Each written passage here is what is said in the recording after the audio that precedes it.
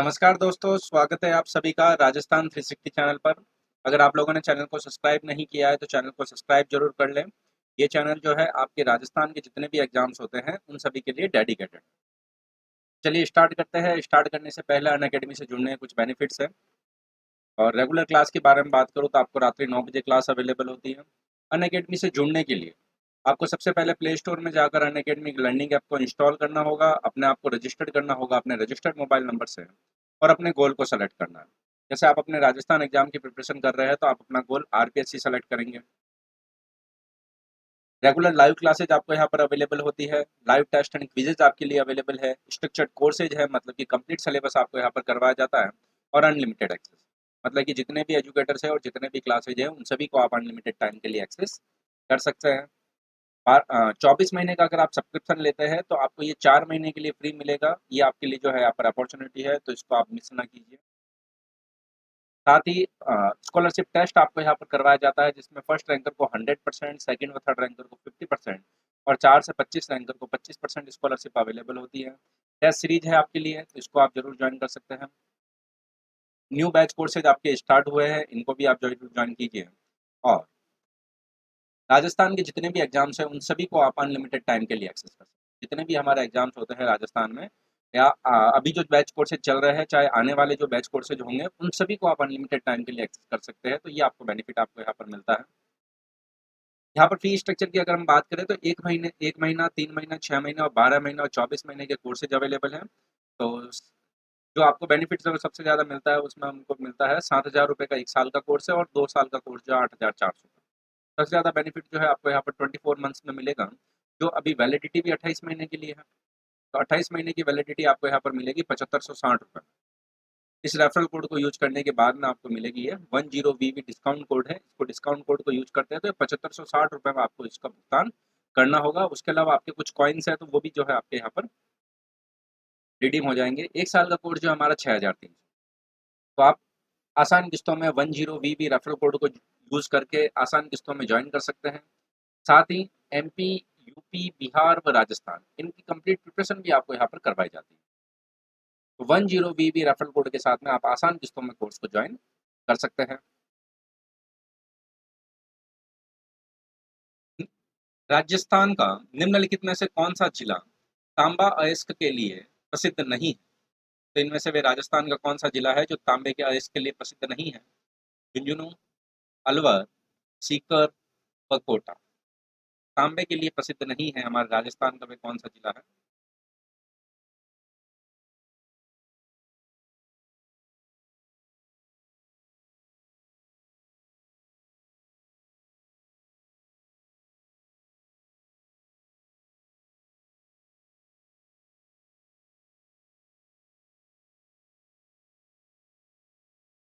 राजस्थान का वह कौन सा जिला है जो तांबे अयस्क के लिए प्रसिद्ध नहीं है? तो यहाँ पर कोटा हो जाएगा हमारा सही आंसर।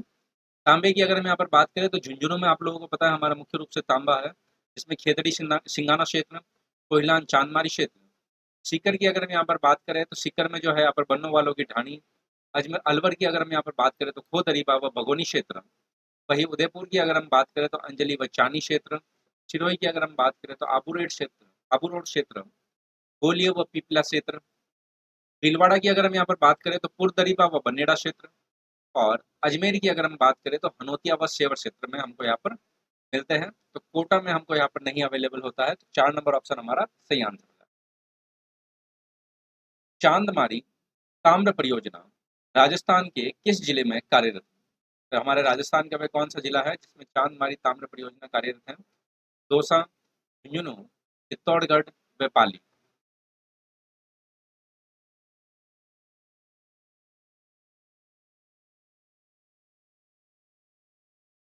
चांदमारी ताम्र परियोजना राजस्थान के किस जिले में कार्यरत है?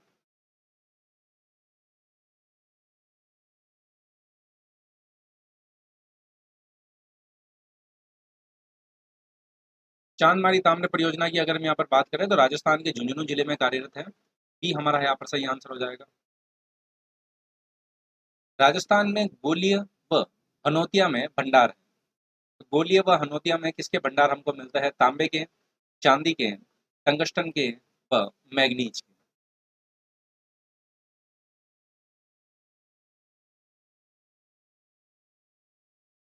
गोलीय व हनोतिया में किसके भंडार हमको मिलते हैं?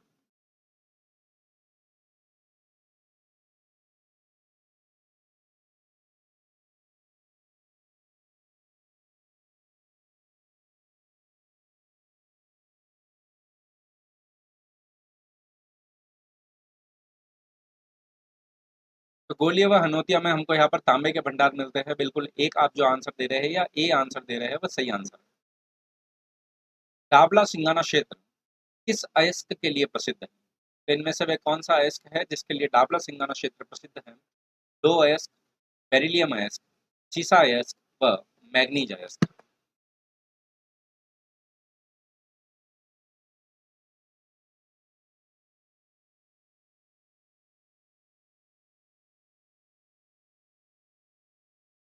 डाबला सिंगाना क्षेत्र कौन से अयस्क के लिए प्रसिद्ध है? ये आप लोगों को बताना है।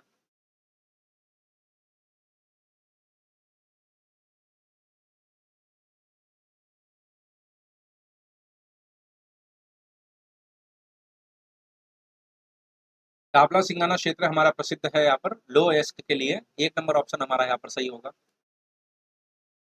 राजस्थान में कौन सी संस्थान शीत भंडार गृह और मंडी यार्ड बनाने से संबंधित है? तो यहाँ पर राजस्थान में हमारा कौन सा जो है शीत भंडार गृह व मंडी यार्ड बनाने से संबंधित है? नाबार्ड, राज्य सहकारी बैंक, कृषि विपणन बोर्ड और क्रय विक्रय समितियां। राजस्थान में वे कौन सा संस्थान है जो शीत भंडार गृह व कृषि यार्ड बनाने से संबंधित है?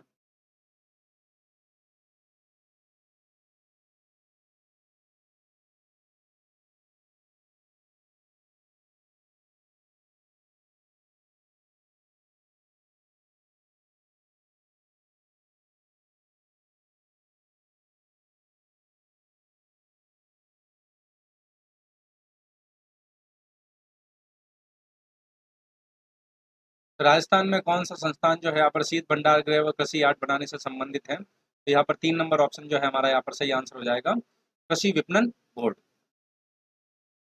Chambal fertilisers and chemical industries स्थापित है। इनमें से वह कौन सा स्थान है जहाँ पर हमको चंबल फर्टिलाइजर्स व केमिकल इंडस्ट्रीज मिलती है? कोटा, रावतबाटा, शिवदासपुर व गडेपान।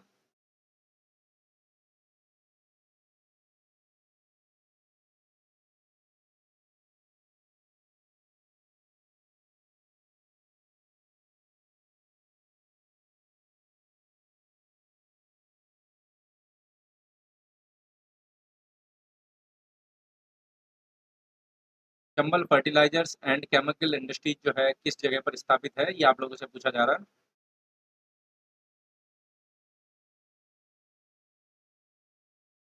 इसकी अगर हम यहाँ पर बात करें तो गडेपान, गडेपान जो है कोटा में है। और गडेपान में जो है देश पर गैस पर आधारित निजी क्षेत्र में देश का पहला खाद का कारखाना किस पर आधारित है? गैस पर आधारित है। 4 नंबर ऑप्शन जो है हमारा यहाँ पर सही आंसर हो जाएगा, गडेपान। राजस्थान में श्रीराम फर्टिलाइजर्स एवं केमिकल उद्योग कहाँ पर स्थापित है? राजस्थान में वह कौन सा स्थान है जहाँ पर हमारे श्रीराम फर्टिलाइजर्स एवं केमिकल उद्योग स्थापित है? बूंदी, भिवाड़ी, जयपुर व कोटा।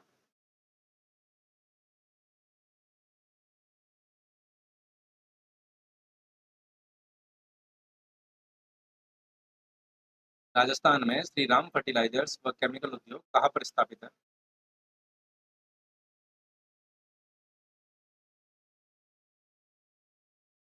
तो इसकी अगर हम यहाँ पर बात करें तो 4 नंबर ऑप्शन कोटा में स्थित है। कोटा हमारा सही आंसर है। राजस्थान राष्ट्रीय केमिकल्स एंड फर्टिलाइजर्स को स्थापित किया गया है। इनमें से किस जगह पर राजस्थान राष्ट्रीय केमिकल्स एंड फर्टिलाइजर्स को स्थापित किया गया है? चित्तौड़गढ़ जिले के कपासन में, कोटा जिले के गडेपान में, हनुमानगढ़ जिले के रावतसर में व भीलवाड़ा जिले के हुड्डा में।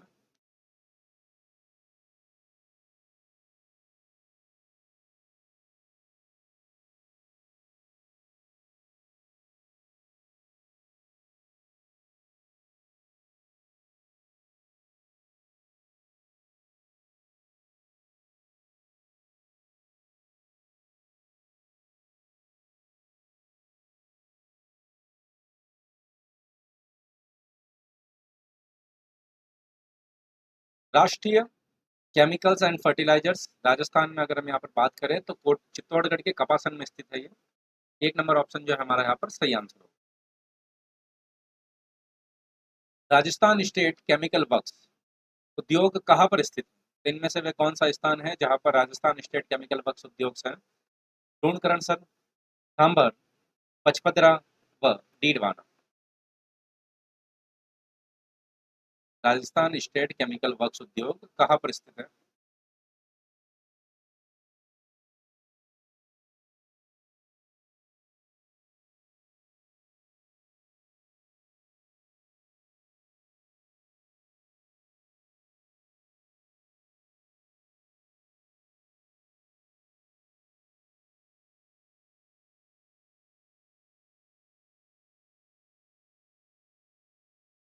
ये कहाँ पर स्थित है? राजस्थान स्टेट केमिकल वर्क्स उद्योग बिल्कुल डीडवाना में स्थित है। डीडवाना कहाँ है? डीडवाना जो है नागौर में। राजस्थान का पहला डीएपी खाद प्रोजेक्ट कहाँ पर है? जामरकोटड़ा, देवारी, रामपुरा अगुचा व कपासन। पहला डीएपी खाद प्रोजेक्ट जो है किस जगह पर है, ये आप लोगों से पूछा जा रहा है।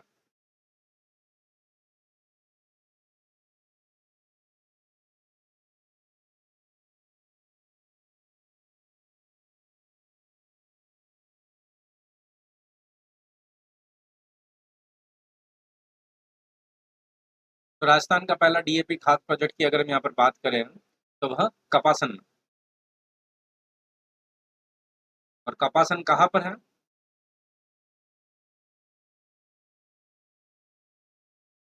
चित्तौड़गढ़ में। राजस्थान में निर्यात संवर्धन औद्योगिक उद्यान को निम्न की सहायता से स्थापित किया गया। राजस्थान में निर्यात संवर्धन औद्योगिक उद्यान को किसकी सहायता से स्थापित किया गया है? जापान, विश्व बैंक, भारत सरकार व अंतर्राष्ट्रीय विकास अभिकरण।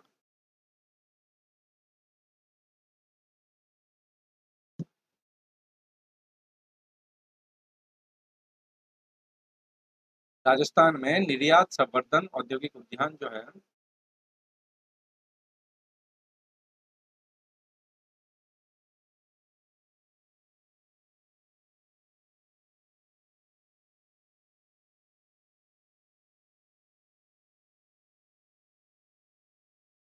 निर्यात संवर्धन औद्योगिक उद्यान की अगर हम यहाँ पर बात करें तो किसकी सहायता से है? तो ये भारत सरकार की सहायता से। सी हमारा यहाँ पर सही आंसर हो जाएगा। तो भारत सरकार की सहायता से राज्य का तीसरा निर्यात संवर्धन औद्योगिक उद्यान नीमराणा अलवर में। कहाँ पर? नीमराणा अलवर में, ये जरूर ध्यान रखिएगा आप। और जितने भी यहाँ पर जुड़े हैं आप सभी का स्वागत है। और उसकी अगर हम बात करें तो उसके अलावा जो निर्यात संवर्धन औद्योगिक उद्यान जो भारत सरकार की सहायता से, तो सीतापुरा जयपुर में और बोरानाडा जोधपुर में। ठीक है, तो ये आप जरूर ध्यान रखिए। राजस्थान में सफेद सीमेंट का उत्पादन होता है। राजस्थान में वह कौन सा स्थान है जहाँ पर सफेद सीमेंट का उत्पादन होता है? ब्यावर में, कोटन में, निम्बाहेड़ा में व चित्तौड़गढ़ में।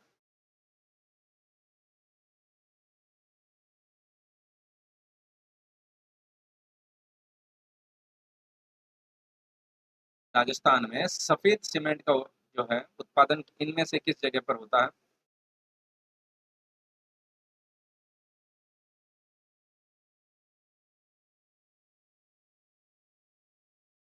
सफेद सीमेंट के बारे में आप लोगों से यहाँ पर पूछा जा रहा है।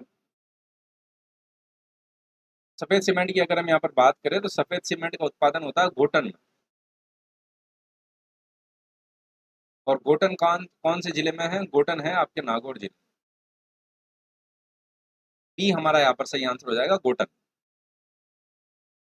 राजस्थान में टायर ट्यूब बनाने का सबसे बड़ा कारखाना, तो राजस्थान में वह कौन सा जिला है, मतलब सॉरी कौन सा स्थान है जहाँ पर टायर ट्यूब बनाने का सबसे बड़ा कारखाना है? केलवा, कांकरोली, करौली व कोटपुतली। राजस्थान में टायर ट्यूब बनाने का सबसे बड़ा कारखाना कहाँ स्थित है?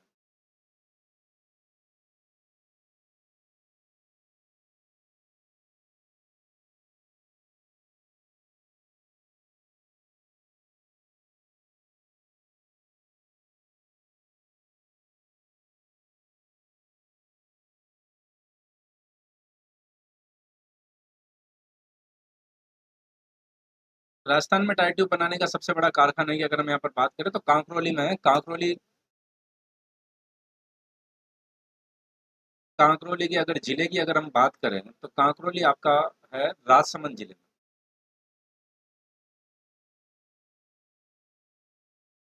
ठीक है, तो ये आप जरूर ध्यान रखिए। 2 नंबर ऑप्शन जो है हमारा यहाँ पर सही आंसर हो जाएगा कांकरोली। राजस्थान में सर्वप्रथम 1964 में वनस्पति घी उद्योग कहाँ स्थापित किया गया? तो राजस्थान में वह कौन सा स्थान है, कौन सा जिला है जहाँ पर 1964 में सबसे पहले वनस्पति घी उद्योग की स्थापना की जाती है? जयपुर में, भीलवाड़ा में, बारां में व उदयपुर में।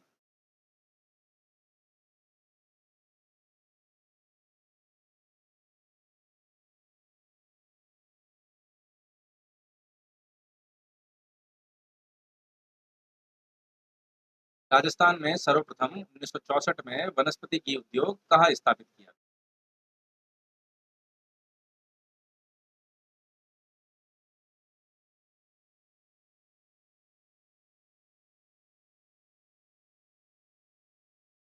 तो राजस्थान में कहाँ पर स्थापित किया जाता है ये वनस्पति घी उद्योग, ये आप लोगों को बताना है। तो वनस्पति घी उद्योग की अगर हम यहाँ पर बात करें तो भीलवाड़ा में स्थापित किया जाता है।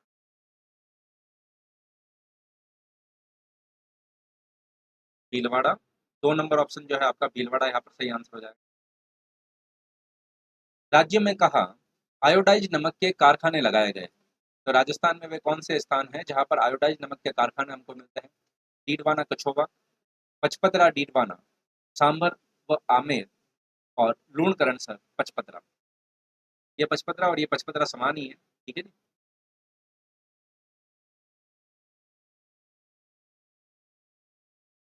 तो राजस्थान में किस जगह पर आयोडाइज नमक के कारखाने लगाए गए हैं ये आप लोगों को बताना है।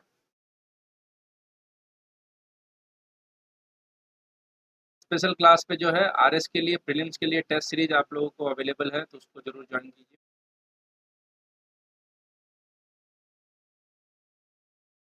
तो राजस्थान में आयोडाइज नमक के कारखाने हमको कहाँ मिलते हैं? राजस्थान में आयोडाइज नमक के कारखाने की अगर हम बात करें तो वह हमको मिलता है पचपदरा और डीडवाना। पचपदरा की अगर हम यहाँ पर बात करें तो ये हमको मिल जाता है पचपदरा बालोतरा के पास बाड़मेर में। और वही डीडवाना की अगर हम बात करें तो डीडवाना जो है नागौर में। ठीक है, तो 2 नंबर ऑप्शन जो है हमारा यहाँ पर सही आंसर हो जाएगा। राजस्थान स्टेट केमिकल वर्क्स की 3 इकाइयाँ कहाँ स्थित है? तो इनमें से 3 इकाइयाँ जो है यहाँ पर कहाँ पर स्थित है राजस्थान स्टेट केमिकल वर्क्स की? लूणकरण सर, डीडवाना, सांबर लेक व फलोदी। और लेक्चर अगर आप लोगों को पसंद आए तो इसको लाइक जरूर कीजिए, शेयर जरूर कीजिए। राजस्थान स्टेट केमिकल वर्क्स की 3 इकाइयाँ इनमें से किस जगह पर स्थित?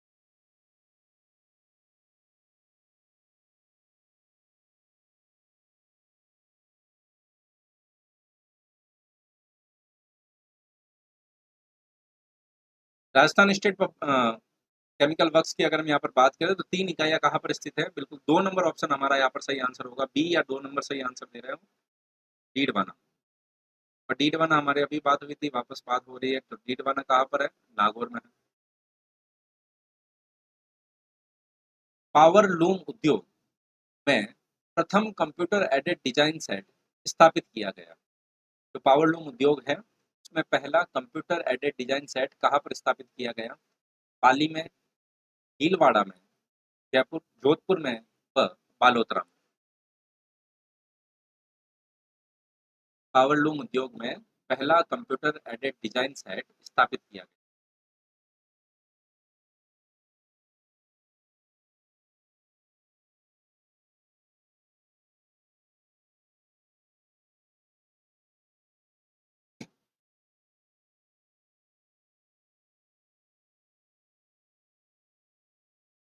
पावर लूम उद्योग में कंप्यूटर एडेड डिजाइन सेट जो है कहाँ पर स्थापित किया गया है?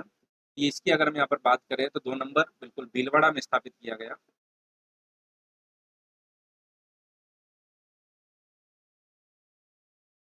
निम्नलिखित में से कौन सा एक राजस्थान में सीमेंट उद्योग का केंद्र नहीं। तो इनमें से वे कौन सा स्थान है हमारे राजस्थान में जो सीमेंट उद्योग का केंद्र नहीं है? गोटन, मोडक, ब्यावर व गुलाबपुरा।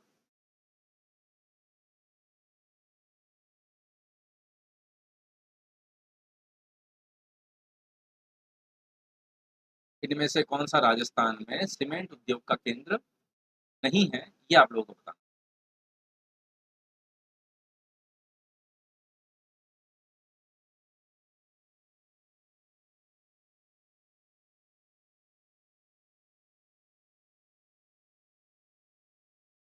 तो राजस्थान में सीमेंट उद्योग का केंद्र कौन सा नहीं है? तो गुलाबपुरा। गुलाबपुरा आप लोगों को पता होगा भीलवाड़ा में आता है। गुलाबपुरा कहाँ पर है? भीलवाड़ा। राजस्थान में सीमेंट उत्पादक प्रमुख जिले। तो ये हमारे राजस्थान के कौन से जिले हैं जो प्रमुख सीमेंट उत्पादक जिले हैं, ये आप लोगों को बताना है।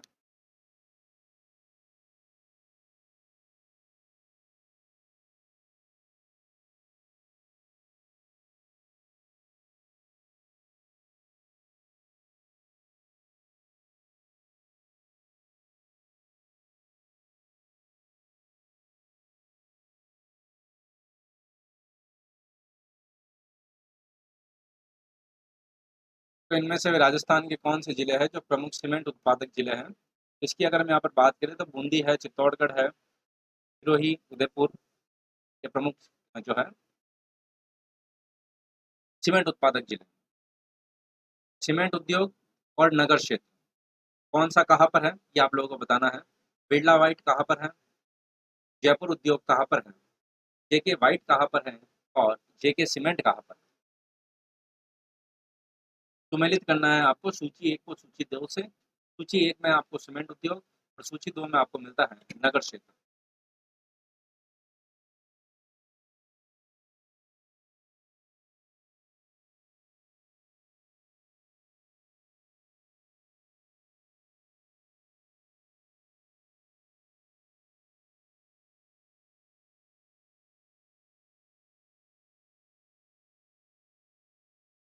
तो सीमेंट उद्योग और नगर क्षेत्र की अगर हम यहाँ पर बात करें तो आंसर नंबर एक जो है हमारा यहाँ पर सही आंसर हो जाएगा। मतलब कि वो सारे के सारे सुमिलित ही थे। कहने का मतलब जो उसके सामने था वही था। अ, जैसे कि बता देता हूँ मैं आपको, बिरला व्हाइट की अगर हम यहाँ पर बात करें तो जोधपुर में है, जयपुर उद्योग जयपुर में है, जेके व्हाइट जो है नागौर में है, और जेके सीमेंट चित्तौड़गढ़ में। ये जो है एक दूसरे के सामने है। बिरला व्हाइट की अगर हम बात करें तो जोधपुर में है, जयपुर उद्योग जयपुर में है, जेके व्हाइट नागौर में है। जेके व्हाइट जो है नागौर में, ये गोटन में है। अभी हमने पहले पढ़ा था, अगर आप लोगों को पता हो तो गोटन में है। और बिरला व्हाइट की अगर हम बात करें तो ये खारिया खंगार में। गाँव का नाम अगर आप लोगों को खारिया खंगार।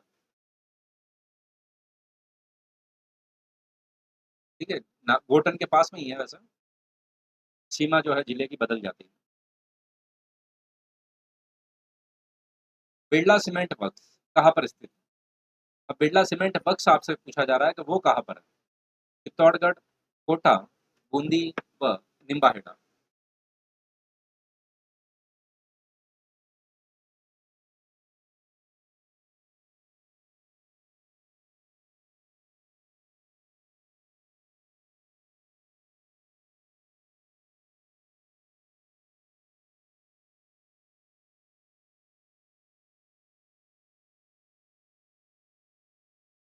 इनमें से बिरला सीमेंट वर्क्स जो है कहाँ पर स्थित है? बिरला सीमेंट वर्क्स की अगर हम यहाँ पर बात करें तो बिरला सीमेंट वर्क्स जो है हमारा यहाँ पर बिल्कुल एक नंबर ऑप्शन जो है आप यहाँ पर सही आंसर दे रहे हैं। एक या ए। राजस्थान में सीमेंट उद्योग के स्थानीयकरण का प्रमुख कारण। जितने भी हमारे राजस्थान में सीमेंट उद्योग है उनके स्थानीयकरण का प्रमुख कारण क्या है? बाजार, कच्चे माल की उपलब्धता, शक्ति संसाधनों की उपलब्धता व प्रशिक्षित श्रमिक।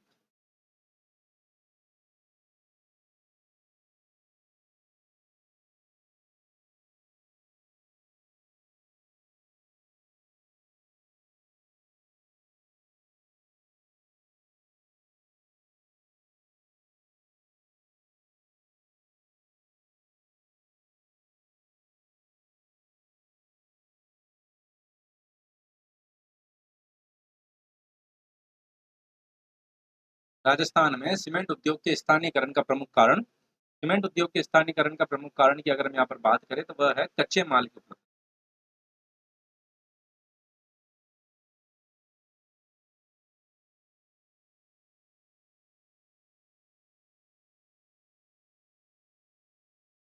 2 नंबर ऑप्शन जो है हमारा यहाँ पर सही हो जाएगा। राजस्थान की पहली कपड़ा मिल, कृष्णा मिल, जो ब्यावर में है, की स्थापना कौन से वर्ष में की गई? तो राजस्थान की पहली कपड़ा मिल, कृष्णा मिल, ये आप लोगों को यहाँ पर ये पता चल गया पहली कपड़ा मिल कौन सी थी और कहाँ पर है, ब्यावर में। उसकी स्थापना कौन से सन में की जाती है? 1906 में, 1925 में, 1938 में, 1890 में।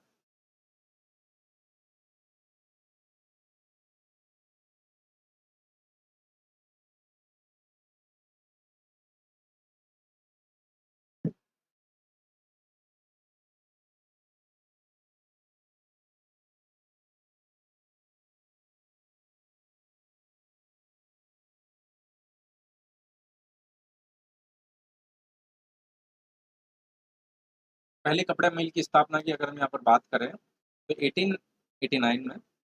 4 नंबर ऑप्शन हमारा सही आंसर। राजस्थान का पहला सूती वस्त्र उद्योग स्थापित हुआ। राजस्थान का पहला सूती वस्त्र उद्योग इनमें से किस जगह पर स्थापित हुआ? गंगानगर में, भीलवाड़ा में, उदयपुर में व ब्यावर में। राजस्थान का पहला सूती वस्त्र उद्योग कहाँ पर स्थापित हुआ?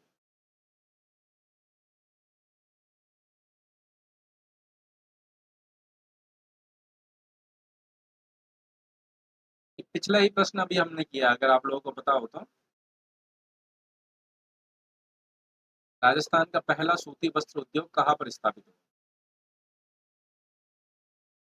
देखिए अभी हमने बात करी पहली सूती वस्त्र के लिए जो है मिल, कृष्णा मिल। अब कृष्णा मिल हम बात कर रहे हैं ब्यावर में है, तो पहला सूती वस्त्र उद्योग कहाँ पर हुआ? ब्यावर में हुआ। तो 4 आप सही आंसर दे रहे हैं।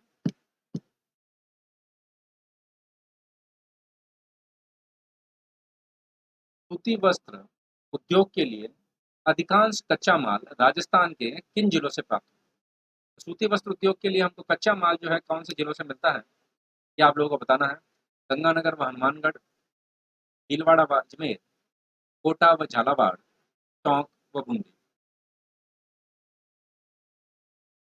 तो देखिए सबसे पहली चीज तो हमारे सामने ये हो जाती है कि सूती वस्त्र उद्योग, तो सूती वस्त्र उद्योग जो है यहाँ पर कपास।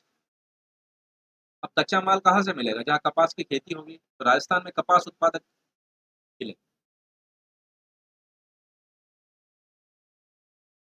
तो उससे जो है आप यहाँ पर आंसर दे पाएंगे। बिल्कुल श्री गंगानगर व हनुमानगढ़, 1 नंबर ऑप्शन जो है हमारा यहाँ पर सही आंसर होगा। राजस्थान में सूती वस्त्र उद्योग के लिए कच्चा माल मतलब कि कपास कहाँ से मिलता है? कपास हमको मिलता है श्री गंगानगर व हनुमानगढ़ से। दक्षिणी पश्चिमी मानसून के काल में निम्नलिखित में से सबसे कम वर्षा कहाँ होती है?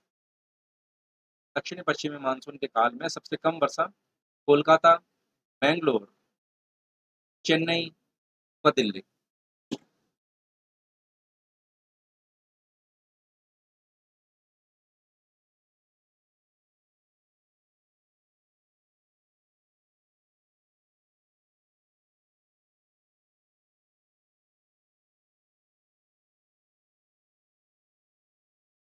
तो दक्षिणी पश्चिमी मानसून के काल में मतलब कि जो है सबसे कम वर्षा, मतलब कि मानसून जब आता है तो उसमें सबसे कम वर्षा हमारे यहाँ पर चेन्नई में होती है।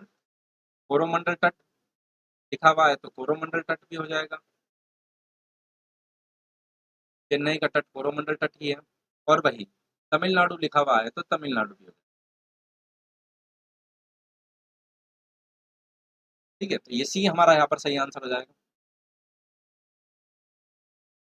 निम्नलिखित कथनों पर विचार कीजिए। कथन और उसका कारण दे रखा है और उसके बारे में बताना है कि आपको कौन सा स्टेटमेंट यहाँ पर सही है। भारत मूलतः मानसूनी जलवायु देश है। कारण है उसका उच्च हिमालय उसे जलवायु संबंधी विशिष्टता प्रदान करता है। तो कौन सा यहाँ पर सही होगा ये आप लोगों को बताना है।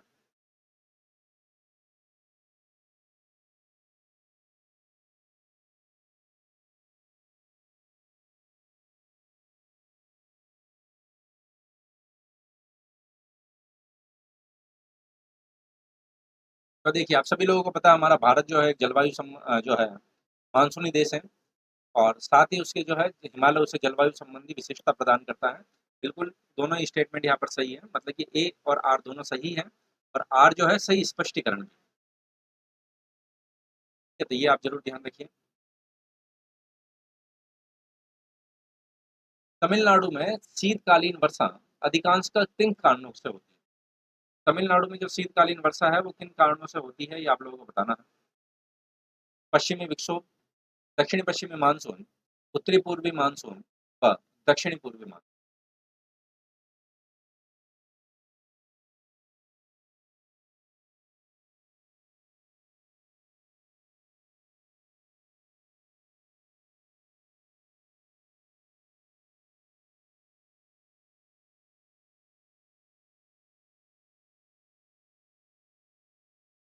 तमिलनाडु में शीतकालीन वर्षा हमको जो है किन कारणों से मिल होती है, तो तमिलनाडु में शीतकालीन वर्षा की अगर हम बात करें तो उत्तरी पूर्वी मानसून, जिसको हम लौटते हुए मानसून के नाम से भी जानते हैं। सी हमारा सही आंसर है।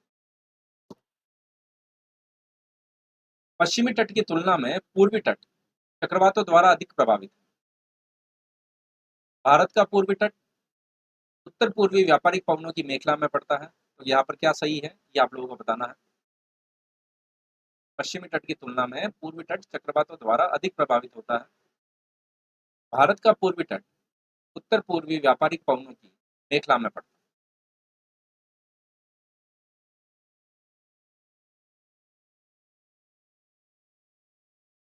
सही आंसर की अगर हम यहाँ पर बात करें तो बी हमारा यहाँ पर सही आंसर होगा।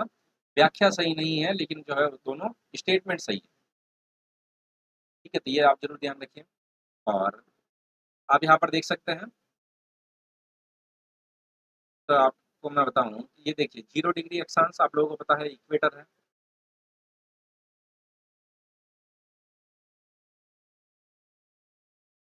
5 डिग्री उत्तरी अक्षांश व 5 डिग्री दक्षिणी अक्षांश। 5 डिग्री उत्तरी अक्षांश व 5 डिग्री दक्षिणी अक्षांश के बीच का जो हमारा क्षेत्र है वह क्या कहलाता है, ITCZ कहलाता है, अंतः उष्ण कटिबंधीय अभिसरण क्षेत्र। इंटर ट्रॉपिकल कन्वर्जन जोन्स के नाम से हम इसको जानते हैं। फिर अगर हम यहाँ पर बात करें 5 डिग्री से लेकर 30 डिग्री के मध्य हमको यहाँ पर मिलता है हेडली सेल। 30 से 35 डिग्री के मध्य हमको मिलता है फोर्स लॉटिट्यूड लैटिट्यूड, जिसको हम अश्व अक्षांश के नाम से जानते हैं। हम अश्व अक्षांश के नाम से जानते हैं। और वही 60 से 65 के मध्य हमको मिलता है यहाँ पर पोलर फ्रंट। ठीक है, तो ये आप जरूर ध्यान रखिए, यही हमारा उत्तरी और दक्षिणी अक्षांश, दक्षिणी जो है गोलार्ध, दोनों में जो है इसी प्रकार से जो है आप यहाँ पर देख सकते हैं। भारत के किस भाग में सर्वाधिक दैनिक तापांतर पाया जाता है?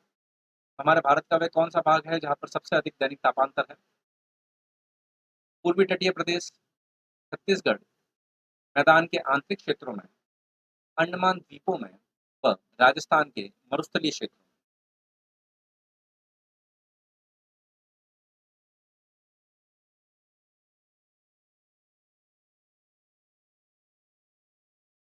भारत के किस भाग में सर्वाधिक दैनिक तापांतर मिलता है?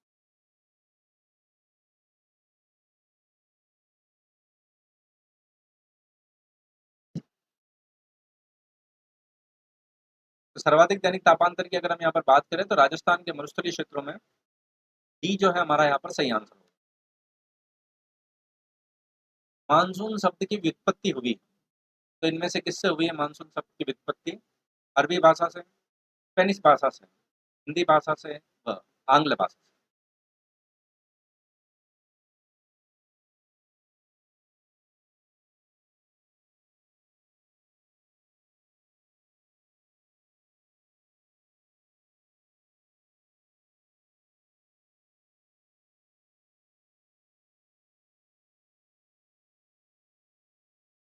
मानसून शब्द की उत्पत्ति जो है यहाँ पर अरबी भाषा के शब्द मौसम से हुई। अरबी भाषा के शब्द मौसम से हुई है। और मौसम का अर्थ होता है पवनों का ऋतुओं के अनुसार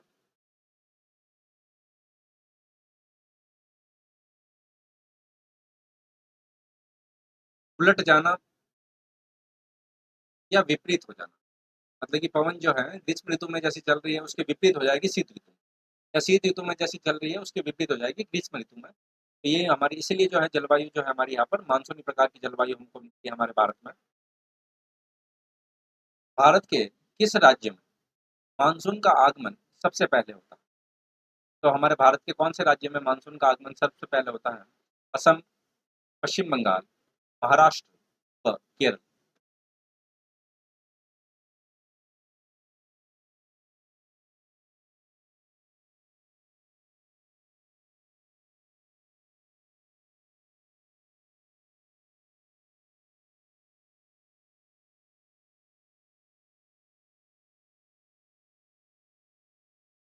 मानसून का आगमन सबसे पहले की अगर हम यहाँ पर बात करें, बिल्कुल डी आप सही आंसर दे रहे हैं, केरल में।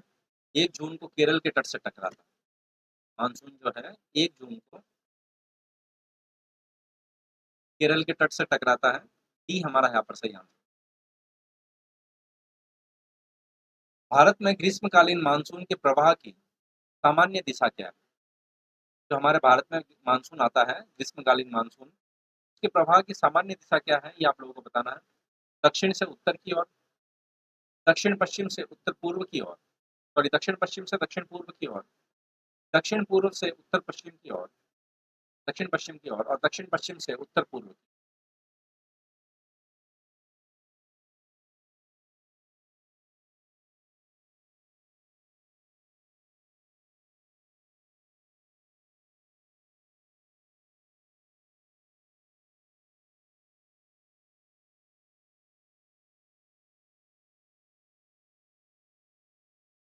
भारत में ग्रीष्मकालीन मानसून प्रवाह की जो है सामान्य दिशा, ये है हमारी दक्षिण पश्चिम से उत्तर पूर्व। निम्नलिखित में से कौन सा सबसे सूखा स्थान है? तो इनमें से वे कौन सा स्थान है जो सबसे सूखा है? मुंबई, दिल्ली, लेह और बेंगलुरु। सबसे सूखा स्थान कौन सा है?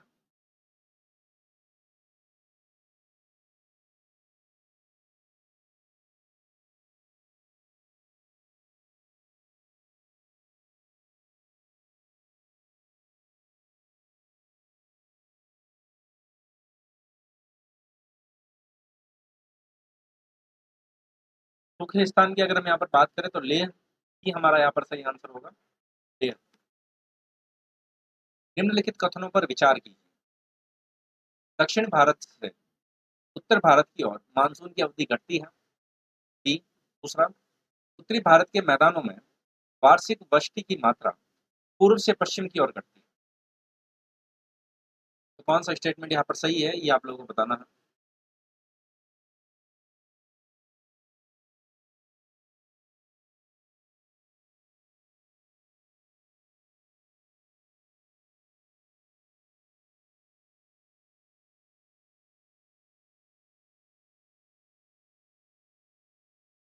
तो यहाँ पर कौन सा स्टेटमेंट सही है? सही की अगर हम बात करें तो दोनों के दोनों स्टेटमेंट यहाँ पर बिल्कुल सी जो आंसर दे रहे हैं, सही आंसर दे रहे हैं। उत्तर पूर्व मानसून से सबसे अधिक वर्षा प्राप्त करने वाला राज्य, उत्तरी पूर्वी मानसून से यहाँ पर सबसे अधिक वर्षा प्राप्त करने वाला राज्य कौन सा है ये आप लोगों को बताना है।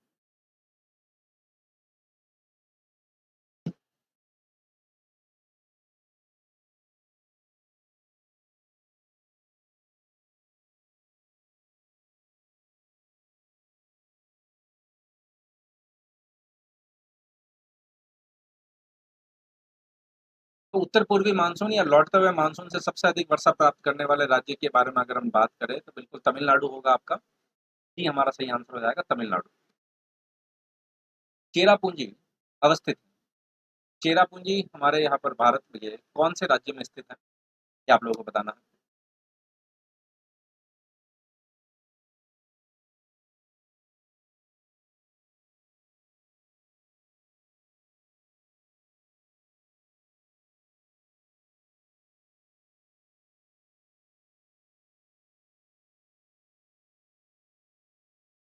चेरापूंजी की अगर हम यहाँ पर बात करें तो चेरापूंजी जो है मेघालय राज्य में है। चेरापूंजी व मासिनराम दोनों मेघालय में। कीट पक्षी पौधे जिस मृदा में उगते हैं उसमें कमी होती है। कीटपक्षी पौधे जिस मृदा में उगते हैं उसमें किस पोषक तत्व की कमी होती है? मैग्नीशियम की, कैल्शियम की, नाइट्रोजन की, व जल की।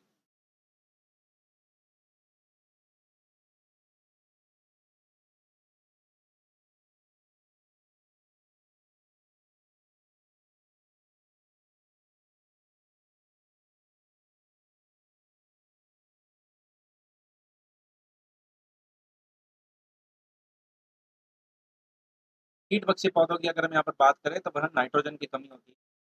जी सही आंसर होगा। लेटराइट मिट्टी के बारे में कुछ स्टेटमेंट्स दिए गए हैं, उनके बारे में आपको बताना है कौन सा यहाँ पर सही है। ये साधारणतः लाल रंग की होती है, नाइट्रोजन व पोटास से समृद्ध होती है, उनका राजस्थान और उत्तर प्रदेश में अच्छा विकास हुआ है, इन मिट्टियों में टैपियोका व काजू की अच्छी उपज होती है। कौन सा स्टेटमेंट सही है ये आप लोगों को बताना है।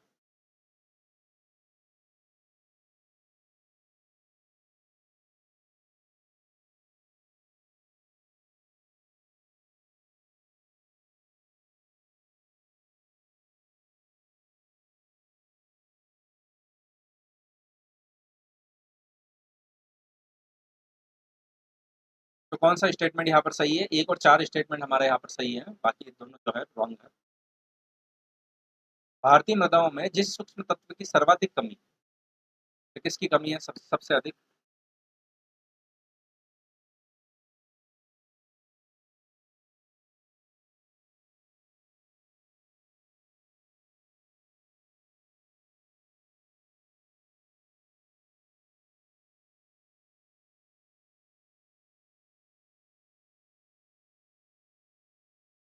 तो भारतीय मृदाओं में यहाँ पर जस्ते की सर्वाधिक कमी होती है, डी हमारा सही आंसर हो जाएगा। चंबल घाटी के खो खड्डों के निर्माण का कारण क्या है? इनमें से निर्माण का कारण क्या है ये आप लोगों को बताना है।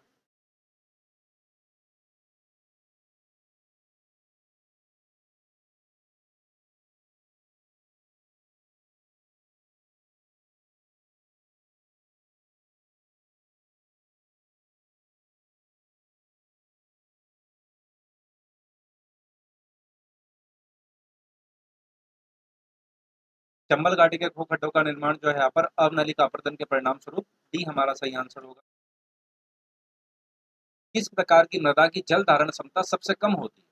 इनमें से वे कौन सी मृदा है जिसकी जल धारण क्षमता सबसे कम है?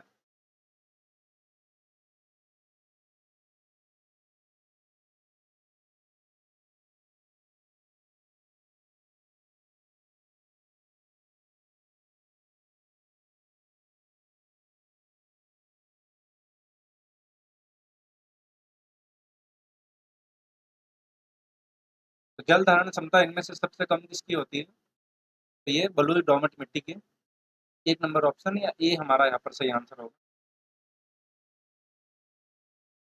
मृदा संरक्षण के संदर्भ में निम्नलिखित प्रचलित पद्धतियों पर विचार करना। कौन कौन सी पद्धतियां प्रचलित है मृदा संरक्षण के संदर्भ में, ये आप लोगों को बताना है।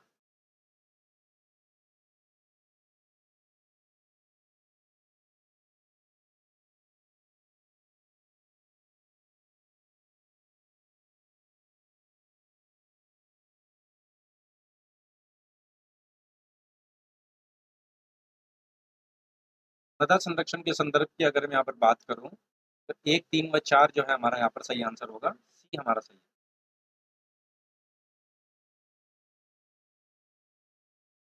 भारत में मृदा अपक्षय समस्या निम्न में से किससे संबंधित है? मृदा अपक्षय की समस्या जो है हमारे यहाँ पर किससे संबंधित है?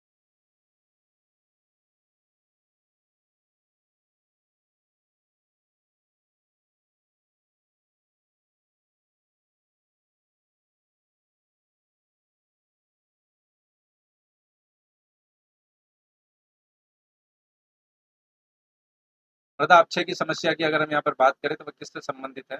मृदा अपक्षय की समस्या जो है हमारी यहाँ पर केवल दो, बिल्कुल बी जो है हमारा यहाँ पर सही आंसर होगा। भू संरक्षण की परिरेखा बंधन विधि का उपयोग कहाँ के लिए होता है? भू संरक्षण की परिरेखा बंधन विधि का उपयोग इनमें किस जगह के लिए होता है?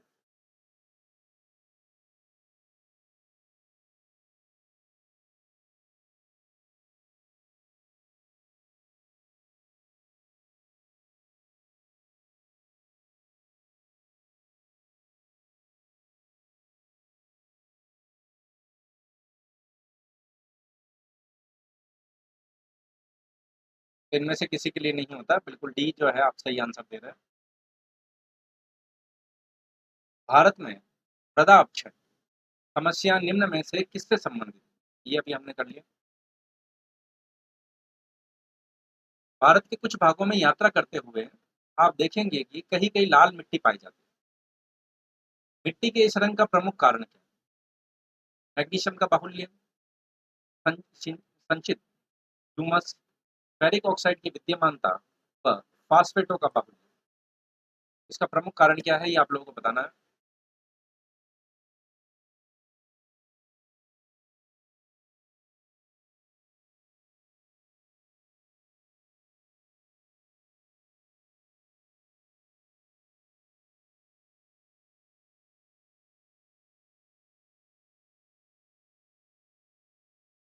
यहाँ पर सही आंसर की अगर हम बात करें तो फेरिक ऑक्साइड की विद्यमानता, सी हमारा सही आंसर हो जाएगा। निम्नलिखित पद्धतियों में से कौन सी कृषि में जल संरक्षण में सहायता करती है? इनमें से वे कौन सी पद्धति है जो जल संरक्षण में हमको सहायता देती है?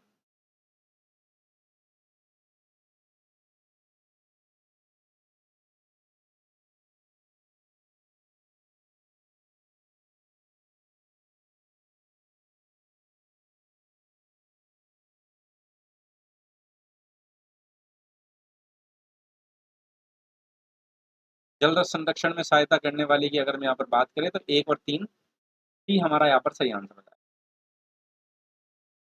हरियाली योजना का संबंध किससे है? या हरियाली योजना जो है वो किससे संबंधित है? फसल प्रबंधन से, मृदा प्रबंधन से, जल प्रबंधन से, व वन प्रबंधन से।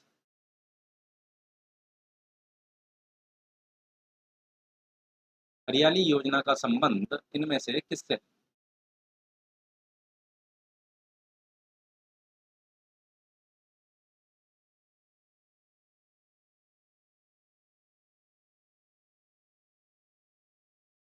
तो हरियाली योजना का संबंध की अगर हम यहाँ पर बात करें तो यह जल प्रबंधन से है, सी हमारा सही आंसर होगा, जल प्रबंधन। निम्नलिखित में से किस राज्य में नलकूपों के द्वारा सिंचित भूमि क्षेत्र सबसे अधिक है? तो इनमें से वे कौन सा राज्य है जहां पर नलकूपों के द्वारा सिंचित भूमि क्षेत्र सर्वाधिक है? बिहार, हरियाणा, उत्तर प्रदेश व पंजाब।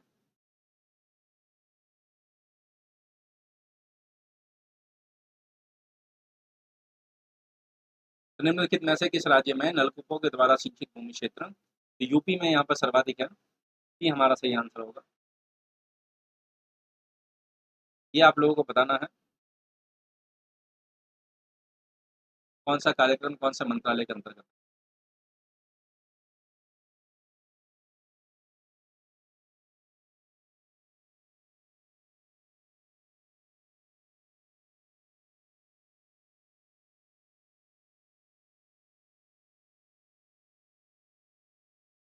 तो यहाँ पर अगर हम बात करें तो डी हमारा सही आंसर होगा।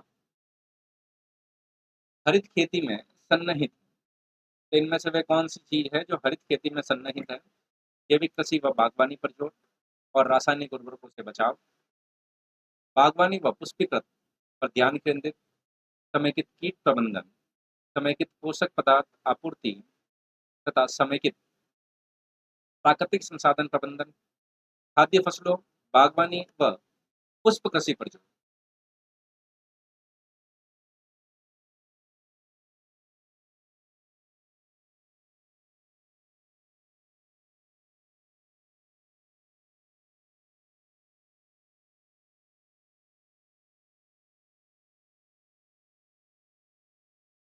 तो हरित खेती में सन्निहित है, हरित खेती में सन्निहित की अगर हम यहाँ पर बात करें तो हरित खेती व बागवानी पर जोर और रासायनिक उर्वरकों से बचाव, ये हमारा यहाँ पर सही आंसर हो जाएगा। गोल्डन राइस एक प्रचुर स्रोत, तो इनमें से वे किसका है गोल्डन राइस हमारा स्रोत? विटामिन ए का, विटामिन बी का, विटामिन के का व विटामिन सी का।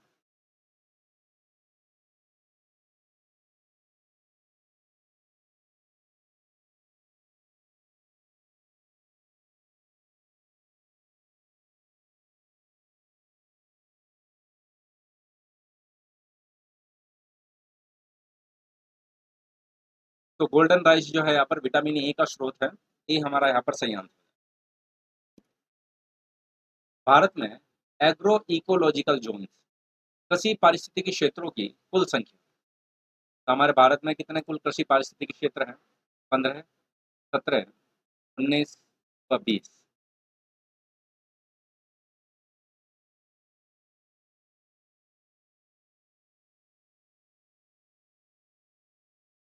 भारत में एग्रो इकोलॉजिकल जोन कृषि पारिस्थितिकी क्षेत्रों की कुल संख्या कितनी?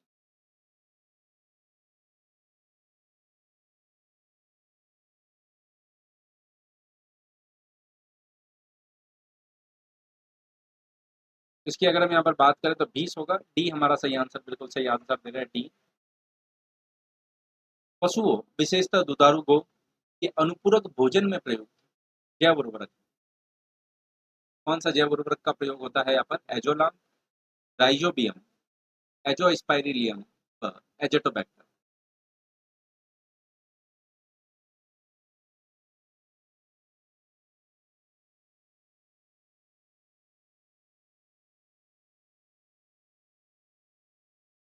तो यहाँ पर अगर हम बात करें, बिल्कुल एजोलाम, ये हमारा यहाँ पर सही आंसर हो जाएगा।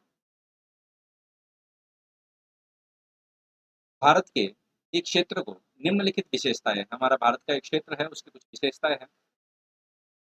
उष्ण और आर्द्र जलवायु, 200 सेंटीमीटर वार्षिक वर्षा, 1000 मीटर की ऊंचाई तक ऊंचाई के पहाड़ी ढलान व 15 डिग्री सेंटीग्रेड से 30 डिग्री सेंटीग्रेड तक वार्षिक ताप परिवर्तन।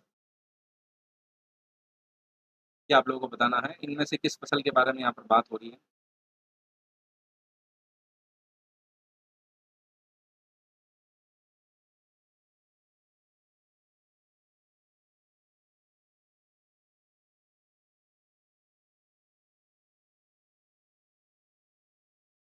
तो इसकी अगर हम यहाँ पर बात करें तो काली मिर्च हमारा सही आंसर हो जाएगा, सी। प्रधानमंत्री फसल बीमा योजना के संदर्भ में कुछ कथन है, उनके बारे में आपको बताना है, क्या स्टेटमेंट यहाँ पर सही है।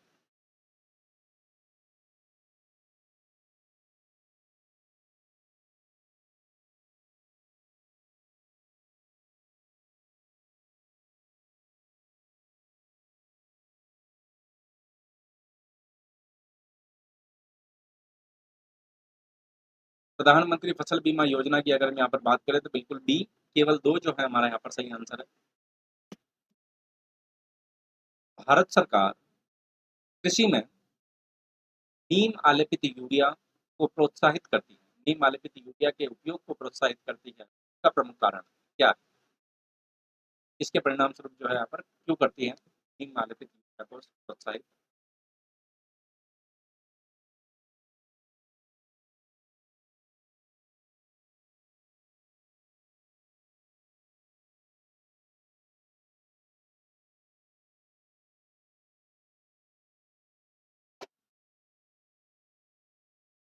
तो यहाँ पर नीम आलेपित यूरिया को जो प्रोत्साहित करती है उसका प्रमुख कारण क्या है? नीम लेप जो है मृदा में यूरिया के गलने घुलने की दर को यहाँ पर धीमा कर देता है, ये हमारा सही answer. NPP, net primary productivity, शुद्ध प्राथमिक उत्पादकता कहाँ उच्चतम होगी? तो इनमें से वे कौन सा स्थान है जहाँ पर नेट प्राइमरी प्रोडक्टिविटी उच्चतम होगी? उष्णकटिबंधीय वन, दलदल व अनूप, रीफ, वनस्थली और झाड़ी वाली भूमि।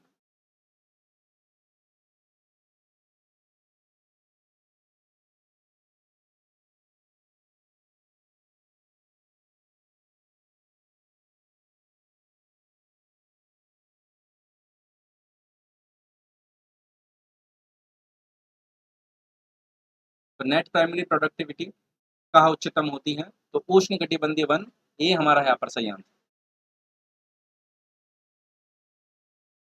निम्नलिखित में से किस प्रकार का वन सर्वाधिक वृहद क्षेत्र में पाया जाता है? तो इनमें से कौन से प्रकार का वन है जो हमारे भारत में सर्वाधिक वृहद क्षेत्र में मिलता है? पर्वतीय आर्द्र शीतोष्ण वन, उपोष्ण शुष्क सदाबहार वन, उष्णकटिबंधीय आर्द्र पर्णपाती वन और उष्णकटिबंधीय आर्द्र सदाबहार वन।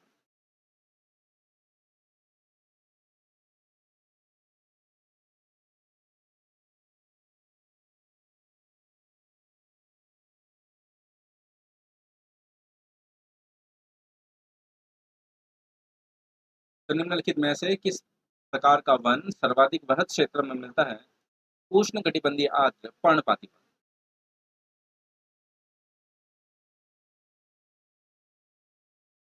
सूची 1 और सूची 2 को सुमेलित करना है और बताना कौन सी जगह कहाँ पर है, कौन सा वन कहाँ पर मिलता है, ये आप लोगों को बताना।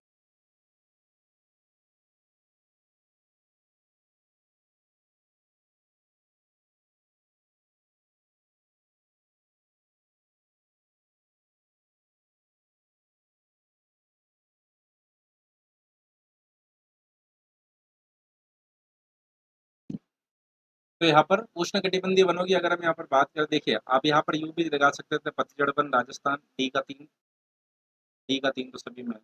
कच्छ वनस्पति की अगर हम यहाँ पर बात करें तो सुंदरवन में मिलता है मैंग्रोव, डी का 1, डी का 1 सिर्फ यहाँ पर है, तो आपका ये सही आंसर हो जाता है। वैसे ही उष्णकटिबंधीय की अगर हम यहाँ पर बात करें तो ये साइलेंट वैली में, तो शंकु वृक्ष जो है हमको हिमाचल प्रदेश, बिल्कुल डी हमारा यहाँ पर सही आंसर हो जाएगा। यदि आप हिमालय से होकर यात्रा करते हैं तो आपको वहाँ निम्नलिखित में से किस पादप या किन पादप के प्राकृतिक रूप से उगते हुए दिखने की संभावना,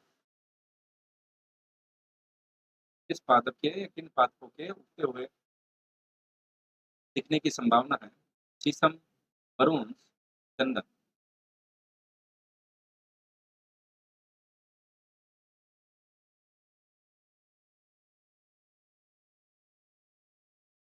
यदि आप हिमालय से होकर यात्रा करते हैं तो आपको निम्नलिखित में से किन पादपों के उगते हुए दिखाई देने की संभावना है? तो उसकी अगर हम यहाँ पर बात करें तो ए हमारा यहाँ पर सही आंसर हो जाएगा, 1 और 2। निम्नलिखित में से कौन सा या कौन से ड्रिप सिंचाई पद्धति का प्रयोग, ठीक है, तो किसमें जो है आप ड्रिप सिंचाई पद्धति का प्रयोग खरपतवार में कमी, मृदा लवणता में कमी, अप्रदन में कमी, कौन सा यहाँ पर सही है ये आप लोगों को बताना है।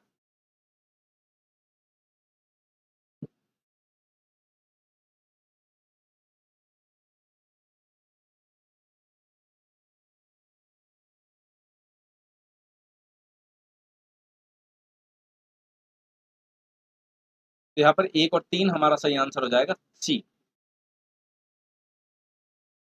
सूक्ष्म सिंचाई पद्धति के संदर्भ में निम्नलिखित में से कौन सा यहाँ पर सही है, सही कथन को आपको चुनना है, ये आप लोगों को बताना है।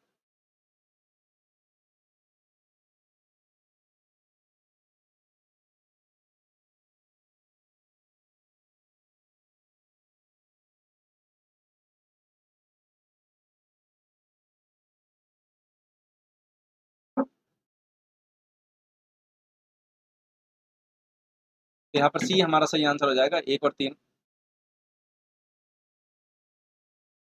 नीचे 2 स्टेटमेंट दिए गए हैं, कथन व कारण, इनको पढ़ के आपको बताना है क्या सही है। प्रायद्वीपीय भारत में सिंचाई का एक प्रमुख साधन तालाब है। प्रायद्वीपीय क्षेत्र में अधिकांश नदियां मौसमी,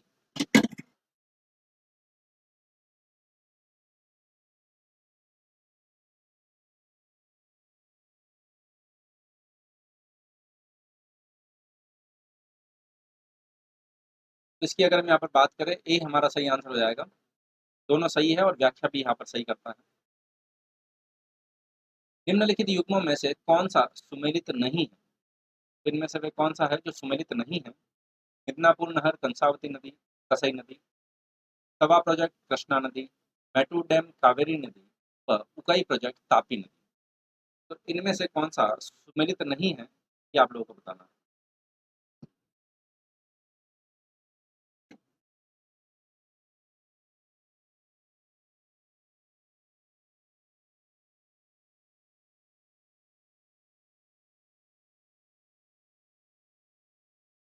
तो इनमें से कौन सा सुमेलित नहीं है? सुमेलित नहीं की अगर हम यहाँ पर बात करें तो तवा प्रोजेक्ट कृष्णा नदी, थोड़ा सा गड़बड़ हो गया। अलमट्टी बांध किस नदी पर? तो इनमें से वे कौन सी नदी है जिस पर अलमट्टी बांध है? गोदावरी, कावेरी, कृष्णा व महानदी।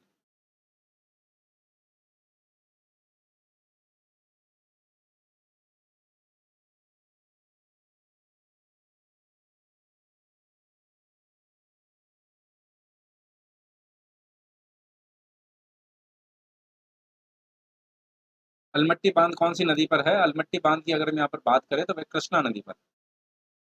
ही हमारा यहाँ पर सही आंसर हो जाएगा, कृष्णा। कालपोंग या कलपोंग जल विद्युत परियोजना अवस्थित है। तो इनमें से वे कौन सा स्थान है जहाँ पर कलपोंग जल विद्युत परियोजना स्थित है? अंडमान व निकोबार द्वीप समूह, अरुणाचल प्रदेश में, मेघालय में, व सिक्किम में।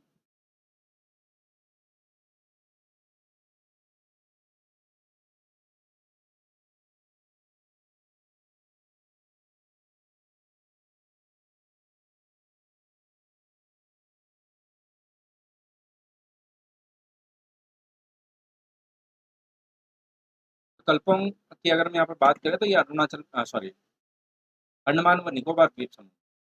बिल्कुल ए हमारा यहाँ पर सही आंसर होगा, अंडमान व निकोबार द्वीप समूह। मीठे पानी की कल्पसर परियोजना कौन से राज्य में? भारत का वह कौन सा राज्य है जहाँ पर मीठे पानी की कल्पसर परियोजना अवस्थित है?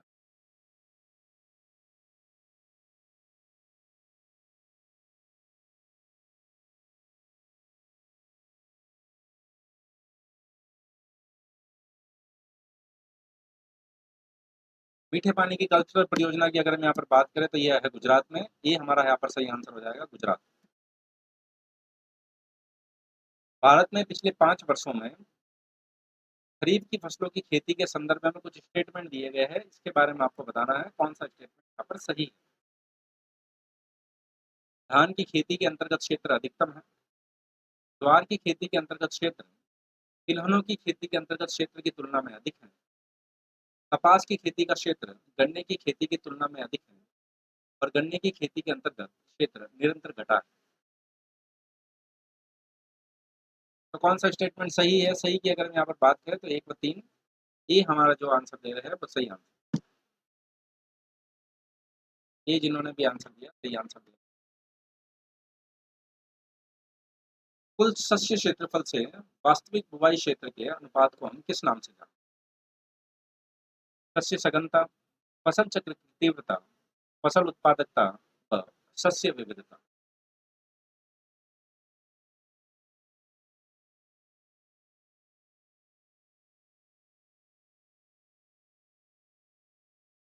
कुल शस्य क्षेत्रफल से वास्तविक बुवाई क्षेत्र के अनुपात को किस नाम से जानते हैं? इसकी अगर हम यहाँ पर बात करें तो शस्य सघनता, ये हमारा यहाँ पर सही आंसर हो जाएगा। काली क्रांति संबंधित, तो इनमें से किससे है काली क्रांति संबंधित, ये आप लोगों को बताना है। काली क्रांति का संबंध जो है किससे है?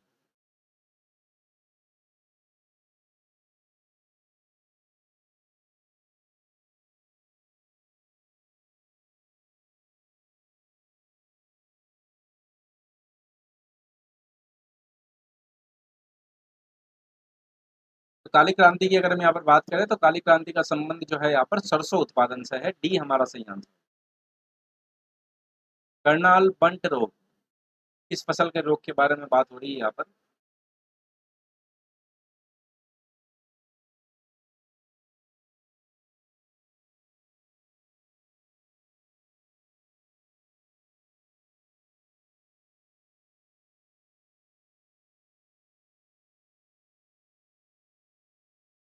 तो करनाल बंट रोग है, पूछा गया आप लोगों से। तो किसका है यहाँ पर? गेहूं की फसल का। डी हमारा सही आंसर होगा। हरित क्रांति का गहरा संबंध रहा से रहा है हरित क्रांति का गहरा संबंध डॉक्टर स्वामीनाथन था, डॉक्टर वर्गीस कुरियन का, टी सुब्रमण्यम का, और डॉक्टर अब्दुल कलाम।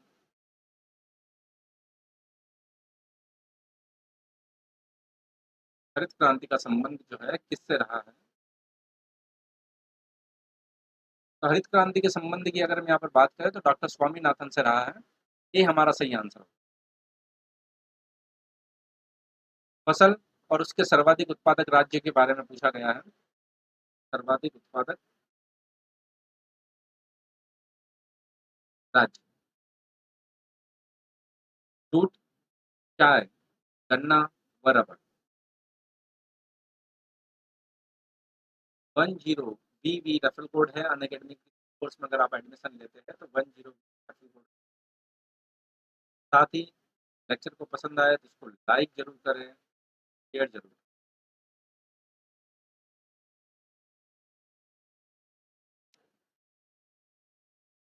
तो यहाँ पर अगर हम बात करें तो बिल्कुल 4-3-2-1 बिल्कुल उल्टा हो जाएगा यहाँ पर।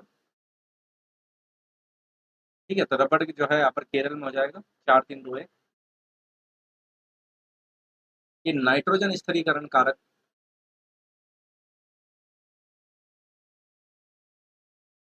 और फसल, ये आप लोगों को बताना है। नील हरित शैवाल धान, राइजोबियम, लेग्यूमिनिसारम मटर, एजोटा बैक्टर गेहूं और एजोला मक्का। तो इनमें से कौन सा सही सुमेलित नहीं है?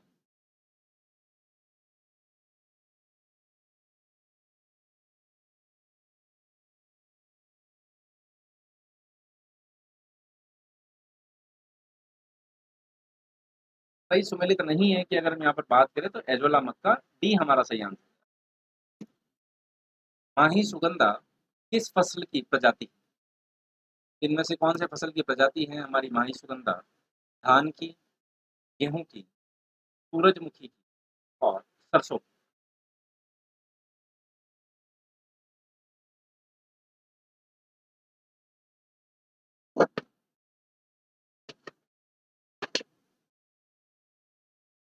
माही सुगंधा अगर हम यहाँ पर बात करें तो धान की फसल है, ये हमारा सही आंसर हो जाएगा। छत्तीसगढ़, महाराष्ट्र, मध्य प्रदेश व ओडिशा उपरोक्त राज्यों के संबंध में राज्य के कुल क्षेत्रफल की तुलना में वन आच्छादन की प्रतिशतता के आधार पर निम्नलिखित में से कौन सा आरोही अनुक्रम?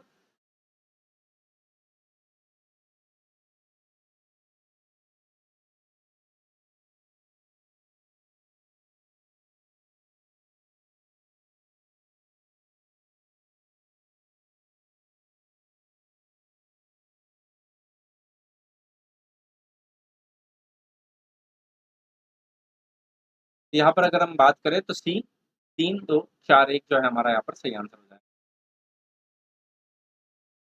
निम्नलिखित कथनों में से कौन सा एक भारत की प्राकृतिक वनस्पति के संबंध में सही नहीं? कौन से स्टेटमेंट जो है यहाँ पर हमारे भारत की प्राकृतिक वनस्पति के संदर्भ में सही नहीं है?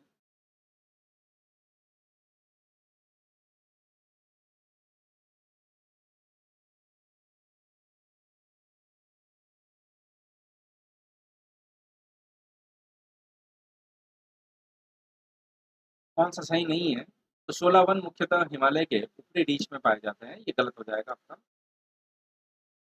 निम्नलिखित में से कहाँ पर एक संरक्षित कच्छ वनस्पति क्षेत्र है? तो इनमें से वे कौन सा स्थान है जहां हमको संरक्षित कच्छ वनस्पति क्षेत्र मिलता है?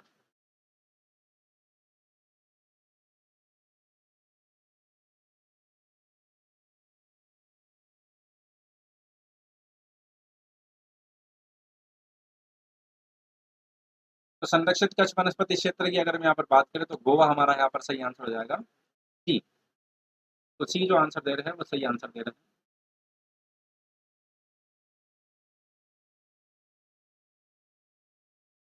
रिमेनिंग प्रश्नों को जो है हम यहाँ पर आगे आने वाली क्लासेज में करेंगे।